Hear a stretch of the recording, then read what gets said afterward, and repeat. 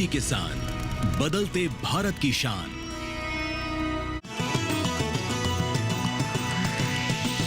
DD किसान, बदलते भारत की शान।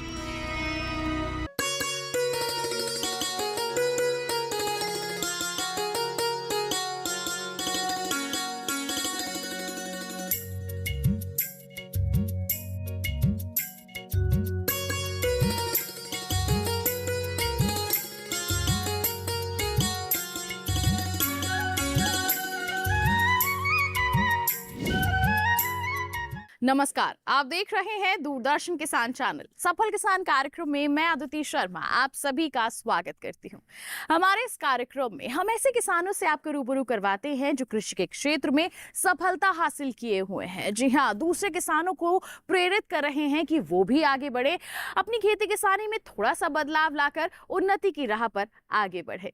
तो आज के हमारे इस एपिसोड में हम आपकी मुलाकात करवाने वाले हैं उत्तर प्रदेश के गाजियाबाद में रहने वाले हमारे सफल किसान सुनील कुमार चौहान से, जिनके पास 10 एकड़ जमीन है। लेकिन आपको बता दें कि उसमें से 6 एकड़ जो जमीन है वो पूर्णतः प्राकृतिक खेती को समर्पित है। जी हां, प्राकृतिक खेती जो पर्यावरण हितैषी है, हमारे स्वास्थ्य के लिए काफी लाभकारी है। तो हमारे सफल किसान ने किस तरह से प्राकृतिक खेती की ओर अपने कदम बढ़ाए, कैसे इस सफर की शुरुआत की, जानने के लिए आइए शुरुआत करते हैं आज के अंक की। रुख करते हैं उत्तर प्रदेश के गाजियाबाद के मोहम्मदपुर सुजानपुर गांव का।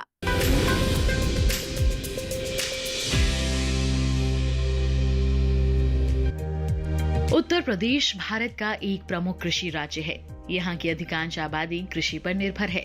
गंगा और यमुना जैसी नदियों के कारण यहाँ की भूमि उपजाऊ है। यहाँ की मुख्य फसलें गेहूं, धान, गन्ना, आलू और दालें हैं। उत्तर प्रदेश गन्ना और गेहूं उत्पादन में देश में अग्रणी है। यहाँ सिंचाई के लिए नदी, नहरें, ट्यूबवेल इत्यादि हैं, जिसे किसान आसानी से सिंचाई कर पाते हैं। सरकार किसानों को बीज, खाद, कृषि यंत्र और सब्सिडी प्रदान करती है। उत्तर प्रदेश की कृषि अब मेहनत, तकनीक और सरकारी सहयोग की बदौलत तेजी से उन्नत हो रही है, जिससे किसान और राज्य दोनों की आर्थिक, सामाजिक स्थिति मजबूत बन रही है। उत्तर प्रदेश का गाजियाबाद जिला एनसीआर में होने के कारण काफी प्रसिद्ध है। गाजियाबाद के किसान आधुनिकता और परंपरा का अद्भुत संगम प्रस्तुत करते हैं। ये क्षेत्र शहरीकरण के बावजूद भी कृषि में अपनी मजबूत पकड़ बनाए हुए है। यहाँ के किसान गेहूं, धान, गन्ना, सरसों, आलू और सब्जियों की खेती करते हैं। बढ़ते शहरी विस्तार के कारण जमीन भले ही कम हुई हो, लेकिन किसानों ने तकनीकी साधनों जैसे ड्रिप इरिगेशन, मल्चिंग और ग्रीन हाउस खेती को अपनाकर उत्पादन में बढ़ोतरी की है। गाजियाबाद के कई किसान जैविक खेती और कृषि उद्यमिता की ओर कदम बढ़ा रहे हैं। इन्हीं में से एक सफल किसान है सुनील कुमार चौहान, जिनके पास 10 एकड़ जमीन है, जिनमें से 6 एकड़ में पूर्णतः प्राकृतिक खेती करते हैं, जिससे न केवल उनकी आमदनी बढ़ रही है, बल्कि वे अन्य किसानों के लिए प्रेरणा भी बन रहे हैं। प्राकृतिक खेती करने की सलाह आखिर कहां से मिली, आइए उन्हीं से जानते हैं। हमारे पास जो ज़मीन है वो 10 एकड़ है, जिसमें कि हम 6 एकड़ में प्राकृतिक खेती करते हैं एनसीओएफ से पीजीएस के अंतर्गत रजिस्ट्रेशन में। और यहाँ इसमें हम सह फसली लेते हैं, जिसमें गन्ने के साथ में हमने मक्का भी उगाई है, पहले मिर्च भी की है और धान बोते हैं, गेहूँ बोते हैं। सभी हम 6 एकड़ में प्राकृतिक खेती करते हैं। जैविक खेती हम कर रहे हैं। कई बार केवीके में हमारा जाने का रहा, जो केवीके हमारा गाजियाबाद पड़ता है मुरादनगर में, तो वहाँ भी देखा हमने, वहाँ जैविक खेती हो रही थी। 1-2 बार एनसीओएफ मीटिंग में गए तो वहाँ देखा, तो वहाँ से हमें आया कि हम भी जैविक खेती कर सकते हैं। इसमें हम अपना खर्चा भी बचा सकते हैं और फसल भी अच्छी रहेगी, जिसे हम खुद खाएं या किसी को दें तो स्वास्थ्यवर्धक रहेगी, जिससे प्रकृति भी सही रहेगी। सुनील कुमार चौहान गेहूं और गन्ने के साथ सह फसली फसलें भी लेते हैं। इससे उत्पादन क्षमता के साथ आमदनी में भी बढ़ोतरी हो रही है। सह फसली खेती एक कृषि तकनीक है, जिसमें एक ही खेत में एक साथ 2 या 2 से अधिक फसलें उगाई जाती हैं। इसका उद्देश्य भूमि का अधिकतम उपयोग करना, फसल जोखिम को कम करना और आमदनी बढ़ाना होता है। सह फसली खेती साधारण खेती के मुकाबले काफी फायदेमंद साबित होती है। हम गेहूं तो एक ऐसा है कि केवल गेहूं अकेला रहता है, वरना अगर सरसों भी बोते हैं तो सरसों हम पीली सरसों बोते हैं, पीताम्बरी, जिसमें कि हम मसूर बो देते हैं, तो दोनों हमारी फसल होती हैं अच्छी, मसूर भी मिल जाती है हमें दाल के लिए और सरसों भी मिल जाती है। उसके बाद सरसों कटाई पे और गेहूं के बाद में हम गन्ना बोते हैं। तो गन्ने में हम अगर सरसों के बाद बो रहे हैं तो उसमें उड़द वगैरह या मूंग बो सकते हैं, मक्का भी बो सकते हैं। गेहूं वाली जो है, गेहूं की गन्ने में भी हम मक्का बो देते हैं, तो वो उससे हम सह फसली भी ले लेते हैं और हमारा सब प्राकृतिक वो रहता है। पहले जब हम नॉर्मल कर रहे थे खेती, तो उस टाइम पे क्या था कि एक तो फर्टिलाइज़र महंगे होते जा रहे थे, दूसरा मात्रा पहले अगर हमने 20 किलो बीघा डाली, यानी कि जैसे 100 किलो एकड़ के हिसाब से, तो वो मात्रा बढ़ानी पड़ रही थी हमें हर साल। लेकिन जैसे ही हम अगर प्राकृतिक पे आए तो हमें पहले साल नुकसान रहा, लेकिन उसके बाद हमें फ़ायदा रहा। पहले साल भी फ़ायदा हमारा, दूसरी जो सह फसली ली तो उससे औसत हमारा बराबर हो गया, हमें नुकसान भी नहीं रहा। लेकिन गन्ने में नुकसान रहा अगर मेन गन्ना ही माने, लेकिन सह फसली से काफ़ी फ़ायदा है। सहफसली खेती छोटे और मध्यम किसानों के लिए एक लाभकारी विकल्प है, खासकर जब संसाधन सीमित हों और जोखिम कम करना हो। सहफसली खेती करने से खेत का अधिकतम भाग उपयोग करने से फसलों के बीच की खाली जगह में छोटी या जल्दी पकने वाली फसलें उगाकर कृषि भूमि का अधिकतम उपयोग होता है।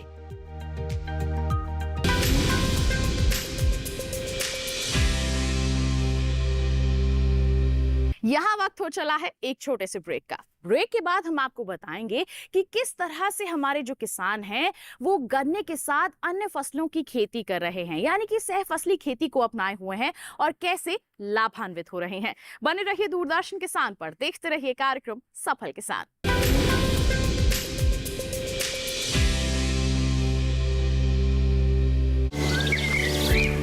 पता है, कल जो है मेरे घर पर एनएसओ के अधिकारी आए थे, मैंने तो उन्हें सारी सही जानकारी दे दी। हाँ, मेरे घर पे भी आए थे। अच्छा, तो मैंने भी उनको सारी जानकारी दी। ये एनएसओ क्या है और क्या जानकारी दी आप लोगों ने उन्हें? अरे एनएसओ यानी नेशनल स्टैटिस्टिक्स ऑफिस, जो इस समय पूरे देश में हाउस होल्ड हेल्थ एक्सपेंडिचर सर्वे कर रहा है, जिसके अंतर्गत पूछा जा रहा है कि पिछले 1 साल में किस तरीके की बीमारियां हुई हैं, कितना खर्चा आया है और बीमा का फायदा हुआ या नहीं। और अगर किसी घर में महिला माँ बनी है, कोई टीकाकरण की गई जाँचें और डिलीवरी किसके द्वारा हुई, कहाँ हुई, और सबसे जरूरी बात, माँ और बच्चा सुरक्षित है या नहीं। और ऐसी स्वास्थ्य संबंधी जानकारियाँ इकट्ठी की जाती हैं और हमसे साझा की गई जानकारी के द्वारा सरकार ये तय करती है कि आने वाले समय में स्वास्थ्य संबंधी नीतियाँ कैसी हों, सुविधाएं बेहतर कैसे बने। और सबसे महत्वपूर्ण बात, ये सारी जानकारी 100% गोपनीय रखी जाती है। हमने तो अपनी जिम्मेदारियां निभा दी, अब बारी है आपकी।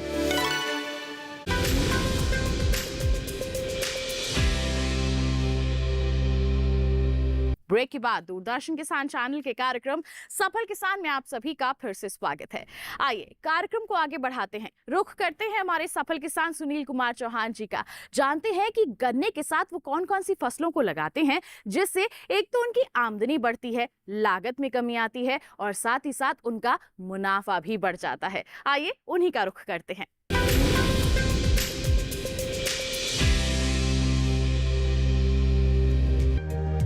गन्ने के साथ मूंग की सहफसली खेती एक बेहद लाभकारी कृषि तकनीक है, जो न केवल आय बढ़ाती है बल्कि मिट्टी की गुणवत्ता में भी सुधार करती है। गन्ने की पंक्तियों के बीच की खाली जगह में मूंग बोई जाती है। इससे खेत की हर इंच जमीन का उपयोग होता है और अतिरिक्त उत्पादन मिलता है। गन्ना एक नाइट्रोजन खपत करने वाली फसल है, जबकि मूंग नाइट्रोजन जोड़ने वाली। दोनों साथ मिलकर फसल चक्र को संतुलित रखते हैं। सह फसली में जैसे हम गन्ने के साथ में मूंग बोते हैं, तो मूंग एक हमारा उस टाइम पे ग्रीन मैन्योरिंग का काम करती है, हरी खाद के रूप में उसका इस्तेमाल होता है। तो दाल के लिए हमें मूंग मिल जाती है उससे, और जितनी दाल के लिए मूंग मिल गई उसके बाद हम उसमें जुताई करा देते हैं, तो वो अपना उसमें खाद भी मिल जाती है हमें।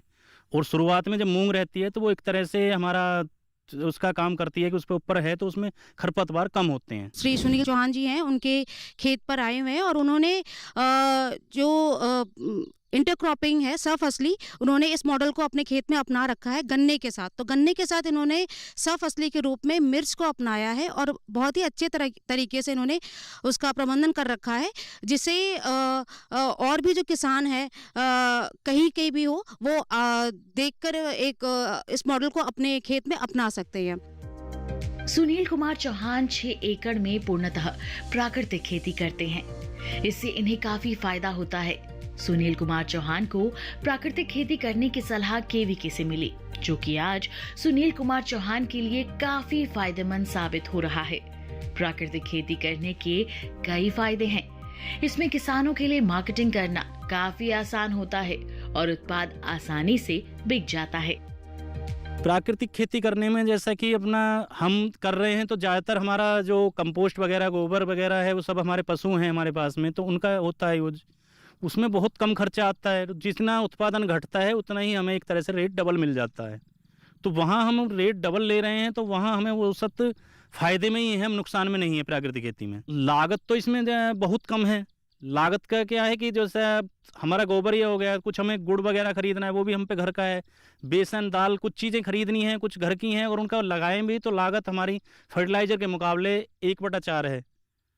आमदनी हमारी अगर उत्पादन थोड़ा घटा है, उत्पादन लगभग 30% कम हुआ है फर्टिलाइज़र से, तो उसका हमें रेट डबल मिल रहा है, तो वो 30% वहाँ लागे तो हमें उसमें ज़्यादा आमदनी है, अभी भी फ़ायदे में है। खेती करनी है और प्राकृतिक करनी है तो पशुपालन बहुत ज़रूरी है, वो सभी करना चाहिए। और उसका निर्भर भी है कि हम अगर खेती कर रहे हैं और पशुपालन ना करें तो वो खेती नहीं हो सकती। चाहे फर्टिलाइज़र वाले भी कर रहे हों तब भी, कि जो किसान हैं, किसान को दूध छाया ये चीज़ घर की चाहिए, होना चाहिए ये। तो उस हिसाब से पशुपालन ज़रूरी है और उनसे फ़ायदा भी है। हम उनका गौमूत्र भी यूज करते हैं, गोबर भी यूज करते हैं, और जो उनका चारा बच जाता है बेकार हो जाता है उसको भी एक तरह यूज करते हैं हम। जो किसान बेचता है, किसान ज़्यादातर या तो आड़ती को देता है सामान अपना, या फील्ड पे बेच दिया, वहीं पे कोई ले गया, वहाँ से कोई भी बिचौलिया है कोई है। लेकिन अगर हम जैविक कर रहे हैं तो हम डायरेक्ट कस्टमर को देते हैं। तो जब ग्राहक को हम केवल ये संतुष्ट करते हैं कि हमारा जैविक है या प्राकृतिक है, तो वो उस चीज़ पर संतुष्ट होकर पैसे हम मार्केट से ज़्यादा एक्स्ट्रा भी नहीं लेते हैं, मार्केट से थोड़ा ही अंतर है और उसी रेट पे उन्हें नॉर्मल सामान मिल रहा है तो वो हमसे अच्छा लेते हैं। और हम अगर ठेके किसी बीच में देंगे तो हमें मंदा मिलता है, लेकिन हमें वहाँ रेट डबल मिल जाता है एक तरह से खेत के मुकाबले। प्राकृतिक खेती एक ऐसी कृषि पद्धति है जिसमें रासायनिक उर्वरक, कीटनाशक और महंगे इनपुट का उपयोग नहीं किया जाता, बल्कि प्राकृतिक संसाधनों जैसे गोबर, गौमूत्र, जैविक खाद और स्थानीय बीज का प्रयोग किया जाता है। ये न केवल पर्यावरण के लिए अनुकूल है बल्कि किसानों के लिए भी लाभकारी है। सुनील कुमार चौहान जी का मानना है कि प्राकृतिक खेती किसानों के लिए काफी फायदेमंद है। इससे लागत में कमी आती है और उत्पादन के साथ आमदनी में काफी बढ़ोतरी होती है। प्राकृतिक खेती बहुत अच्छी चीज़ है, सरकार भी ये चाह रही है, सभी केवीके और सभी जितने भी डिपार्टमेंट हैं ज़्यादातर अभी प्राकृतिक खेती पे जोर है, खुद मोदी जी का प्राकृतिक खेती पे जोर है। इसके काफ़ी फ़ायदे भी हैं।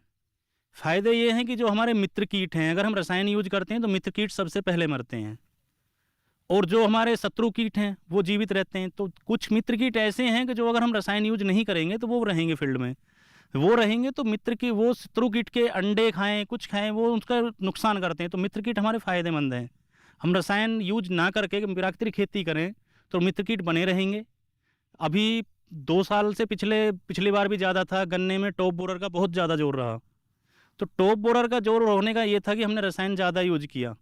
पहले कुछ जगह हमारे यहाँ ततैयाँ बोलते हैं, कुछ जगह बर बोलते हैं, वो रहते थे गन्ने में, तो वो टॉप बोरर का अंडा खाता था, लेकिन वो हमने रसायन यूज करके उसको ख़त्म कर दिया। वो टॉप बोरर रहा, जोर ज़्यादा रहा। मैंने खुद है, मेरे खेत में हैं सब कुछ, ततैया बर ये हैं, तो हमारे यहाँ ना टॉप बोरर है ना कुछ है, सब कुछ हल है सब कुछ, तो क्यों हम रसायन यूज करें। प्राकृतिक खेती हमारा बहुत कम खर्चे में है तो हम कर सकते हैं, और पहले बुजुर्ग हमारे करते आ रहे थे। और सह फसली भी ये नया नहीं है, पहले से ही चलता आ रहा था। हमारे भी बाबा दादा जब बोते थे तो मक्का, उड़द और सन 3 चीज़ बोते थे, जिससे हमें दाल मिल गई, मक्का आटे के रूप में मिल गया, और सन का हम अपना जेवड़ी वगैरह, रस्सी वगैरह जो भी हमें यूज होती थी वो सब हम ना यूज करते थे। सुनील कुमार हमारे चौहान जी के खेत में खड़ा हूँ। ये हम उससे कई साल पहले जो मिले और मुलाकात किया तो इन्होंने कहा कि डॉक्टर साहब जो खेती हम कर रहे हैं रसायन विधि द्वारा, उसमें हमें बहुत अच्छा लाभ नहीं मिलता। लागत ज़्यादा आती, पैदावार तो मिलती मगर लागत ज़्यादा आती, रोग कीट ज़्यादा लगते हैं, इस वजह से हम बहुत अच्छी इनकम नहीं कर पाते। तब इनको हमने सलाह दिया कि आप जो हैं रसायन खेती की यदि छोड़ करके ये कीटों से परेशान हैं, आप जैविक खेती और नेचुरल खेती पे आते हैं तो आपको जो रसायनों में खर्च करना पड़ता है वो कम करना पड़ेगा। और साथ ही आप गन्ने के साथ सह-फसली खेती लेंगे तो आपको लाभ मिलेगा। तो इनको हमने ये बताया कि आप गन्ने को जो ट्रंच विधि द्वारा बोते हैं तो उसके बीच में 2 लाइन आप मसूर की डाल सकते हैं, 2 लाइन उड़द की डाल सकते हैं, या आप मिर्च वगैरह लगा सकते हैं। इससे आपको एक तो जो आपके खेत में खरपतवार निकलते हैं वो नहीं निकलेंगे, और साथ ही दूसरे हमारे जो है मिट्टी की जो है फर्टिलिटी भी बढ़ेगी, उसकी क्षमता बढ़ेगी, उत्पादक क्षमता बढ़ेगी। और जो रोग कीट की बात है, इसको हमने इनको ज़्यादातर जैविक की बात की कि जैसे ट्राइकोकार्ड लगाइए, ट्राइकोकार्ड लगाते हैं। साथ में वर्मी कंपोस्ट और FOIM की तरफ हमने इनको कहा कि इसको खाद को मिलाइए। कुछ हमारे कल्चर हैं, चाहे PSB कल्चर है, जोक्टोबैक्टर कल्चर, इस तरह के कल्चरों को इनको हमने सलाह दिया और इन्होंने अपने खेत में प्रयोग किया। इससे पहले साल तो इनको ज़्यादा इनकम नहीं हुई, मगर दूसरे साल जब इन्होंने पूरा निकाला अपना ब्यौरा तो ये देखा कि जो हमने पिछले साल जो लागत लगाई थी उसमें लागत में काफ़ी कमी आई, और 20-30% के आसपास इन्होंने हमसे बताया कि मेरी लागत कम आई है, और लगभग मैं जो इससे आय प्राप्त किया हूँ वो लगभग मेरी इस समय बराबर हो गई। प्राकृतिक खेती को बढ़ावा देने के लिए भारत सरकार और कृषि विज्ञान केंद्र दोनों ने मिलकर कई प्रयास किए हैं। इन प्रयासों का उद्देश्य किसानों को रासायनिक खेती से हटाकर कम लागत, पर्यावरण अनुकूल और टिकाऊ खेती की ओर ले जाना है।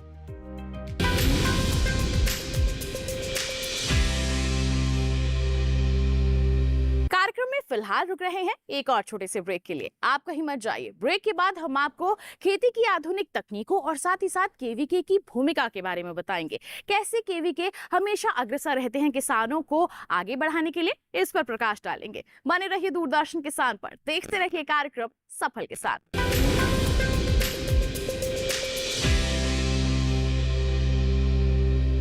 यशस्वी प्रधानमंत्री नरेंद्र मोदी जी के मार्गदर्शन में माननीय मुख्यमंत्री योगी आदित्यनाथ जी द्वारा अपनाई गई परंपरा के साथ प्रगति की नीति गोवंश संरक्षण और गोधन इकोनॉमी की दिशा में समूचे देश के लिए बन गई एक मॉडल योजना। 2018-19 में निराश्रित गोवंश की समस्या के निदान हेतु स्पष्ट नीति निर्धारण के बाद प्रदेश में अवैध बूचड़खाने बंद हो गए। 2017 से पहले सिर्फ 100 गो आश्रय स्थल थे। 2025 में जिनकी संख्या 7,700 से भी अधिक हो चुकी है। मुख्यमंत्री सहभागिता योजना के अंतर्गत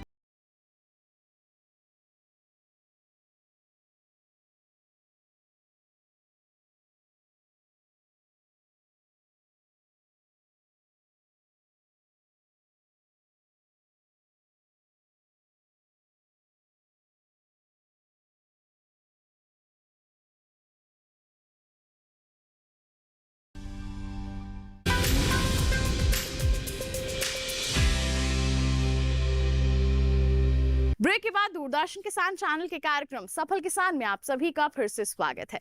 किसान भाइयों बहनों, आइए कार्यक्रम को आगे बढ़ाते हैं, जानते हैं KVK वहां के वैज्ञानिकों की भूमिका के बारे में, किस तरह से वो किसानों को आगे बढ़ने में मदद कर रहे हैं, नई राह दिखा रहे हैं, इसके बारे में जानते हैं। लेकिन उससे पहले हम आपको लेजर लेवलिंग तकनीक के बारे में भी जानकारी देते हैं कि आखिर ये तकनीक है क्या।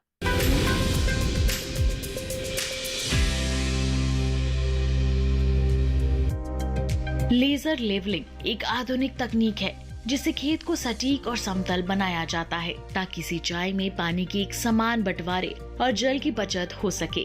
खासकर धान की खेती में इसका प्रयोग बहुत फायदेमंद होता है। सुनील कुमार चौहान भी इस तकनीक को अपनाकर पानी की बचत के साथ उत्पादन में बढ़ोतरी कर रहे हैं। जैसे कि आप देख रहे हैं धान में ये हमने लाइन छोड़ी हुई है, लगभग 10 से 12 फीट पे हम एक लाइन 1 से 1.5 फीट की छोड़ देते हैं खाली। इसके फ़ायदे हैं कि जब धान में हम पानी लगाते हैं, पानी ज़्यादा होता है तो उसमें मैथेन बनती है। मैथेन से कीट जो शत्रु कीट है हमारे वो ज़्यादा उत्पन्न होते हैं, तो वो अगर लाइन रहेगी तो इसमें मैथेन बनने के चांस बहुत कम हो जाते हैं।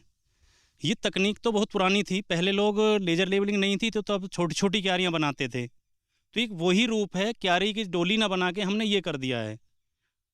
इसको हमने पहले देखा था यहाँ बासमती एक्सपोर्ट डेवलपमेंट जो मोतीपुरम में है, वो इसी तरह लाइन बनाते थे। उनसे पूछा क्या है, कैसे है, क्या इसके फ़ायदा हो सकते हैं, तो इसके बड़े फ़ायदे हमें लगे। हमारा 2 साल से हम कर रहे हैं इसे यूज़, और इसका ना तो उत्पादन में इतना ज़्यादा फर्क पड़ता है कि हमने लाइन खाली छोड़ दी है, सोचते हैं कि खेत खाली रह गया, तो उत्पादन में भी कोई फ़र्क नहीं है। कीटों पे बहुत कंट्रोल है और पानी भी ज़्यादा नहीं देना चाहिए, पानी कम देना चाहिए। जैसा कि अब हमारे खेत में भरा हुआ है हल्का हल्का, हमने अभी ट्वेल नहीं चलाई है, हम इसमें 2 दिन बाद ट्वेल चलाएंगे कि जिससे कि ये फ्लैट हो रहा है तो पानी कम यूज किया जाए।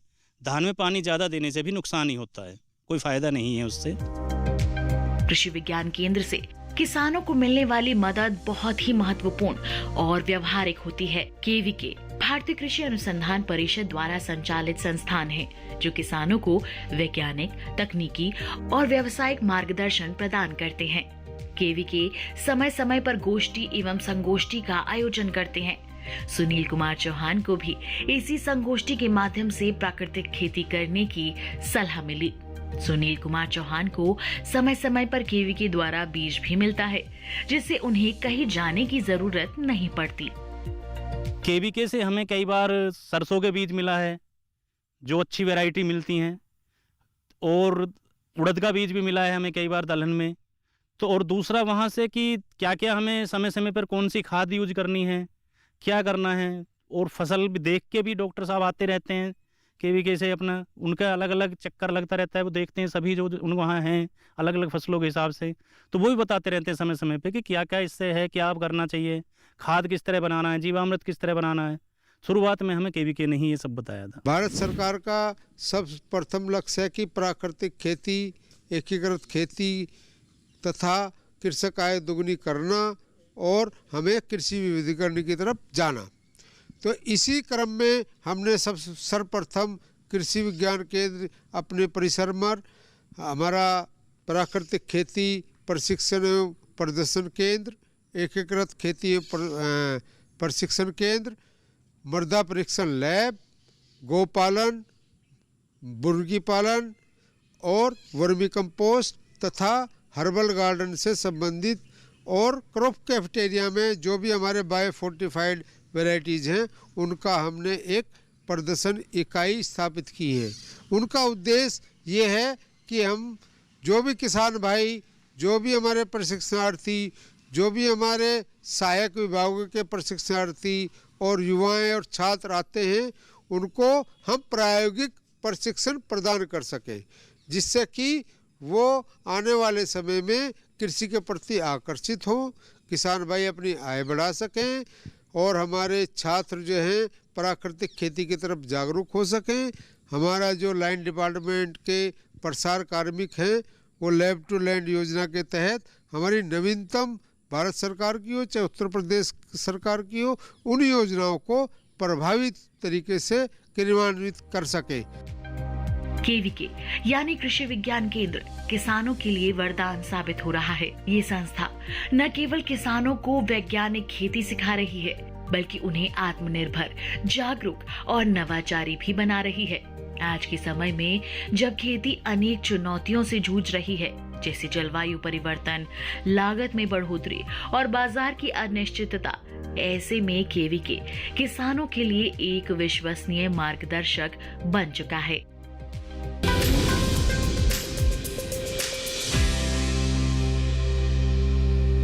तो किसान भाइयों बहनों, ये थी हमारे आज के सफल किसान सुनील कुमार चौहान जी की कामयाबी की दास्तान। उम्मीद करते हैं कि इनकी दास्तान को जानकर आप इनसे जरूर प्रेरित हुए होंगे।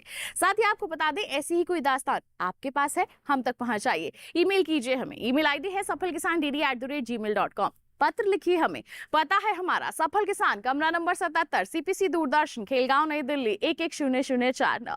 तो इसी वादे के साथ कि अगले अंक में हम फिर होंगे हाजिर एक ऐसी नई अनोखी दास्तान लेकर। तब तक के लिए हमें दीजिए इजाजत, लेकिन आप बने रहिए दूरदर्शन किसान पर। नमस्कार।